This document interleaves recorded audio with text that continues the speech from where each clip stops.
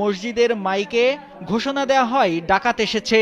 এতে আতঙ্ক ছড়িয়ে পড়ে পুরো এলাকায়। বিষয়টি নিয়ে স্থানীয়রা জানান, মসজিদের মাইকের মাধ্যমে খবর পেয়ে ঘটনাস্থলে যান, কিন্তু ততক্ষণে পুলিশ পুরো এলাকা ঘিরে ফেলেছে।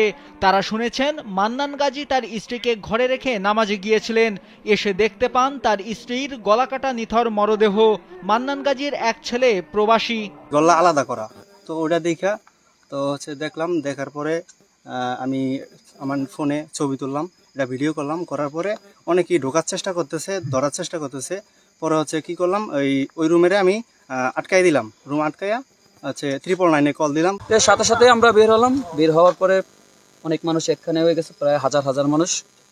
তো আমরা পুরো বিল ঘেরাও করলাম, আমরা কোথাও তাদেরকে পাইলাম না।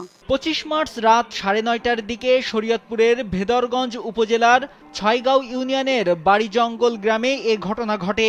নিহত মুক্তা বেগমের স্বামী মান্নান গাজীর আহাজারিতে আকাশ বাতাস কম্পিত। এ বিষয়ে তার নিকট জানতে চাইলে তিনি কান্না ছাড়া কিছুই বলতে পারেননি। ঘটনাস্থলে পুলিশ সদস্যরা কাজ করছেন। মরদেহ উদ্ধার করে ময়নাতদন্তের জন্য মর্গে পাঠানো হয়েছে। প্রাথমিক তদন্ত শেষে ঘটনার বিস্তারিত বলা যাবে। সংবাদ শোনার সাথে সাথে আমি বেদগঞ্জ থানার ওসি সহ আমাদের ফোর্সকে পাঠাই এবং ওখানে যাওয়ার পরে আমরা দেখি যে তাকে এলোপাতাড়ি কুপিয়ে কে বা কারা হত্যা করেছে। তো এই ঘটনায় আমরা ইতিমধ্যে যে ডিসিজড আছে তার আমরা ইনকোয়েস্ট করেছি এবং পোস্টমর্টমের জন্য সদর হাসপাতালে প্রেরণ করেছি। এই ঘটনাতেই আমাদের কাছে মনে হয়েছে একটি চাঞ্চল্যকর ঘটনা এবং এই ঘটনায় আমাদের মামলা রুজুর বিষয়টি প্রক্রিয়াধীন রয়েছে। আমরা আশা করি মামলা রুজু করে যারা তাকে হত্যা করেছে তাদেরকে আমরা শনাক্ত করে তাদেরকে আইনে নিয়ে আসতে পারবো। স্থানীয় মসজিদে মাইকিং করে ডাকাতির বিষয়ে বলার পর নারীর গলাকাটা মরদেহ উদ্ধার হয়।